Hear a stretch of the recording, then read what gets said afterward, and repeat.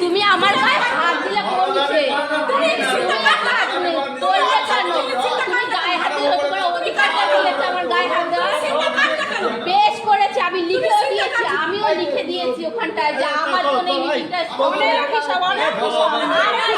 হ্যাঁ ঠিক আছে, দেখা যাবে, ঠিক আছে যাও যাও। কোথায় মিটিং করবো? আমারও সব জায়গায় জানা হয়ে গেছে, আমিও জেনে এসছি স্যারের কাছে, আমিও জেনে এসছি এই ইটের পয়সা কোথায় গেছে, কোথায় কোন টাকা গেছে সব হিসাব যদি না দিত, সব কোথায় টাকা, টাকা কোথায়, ওখানে সব ফাঁকা কি করে হলো?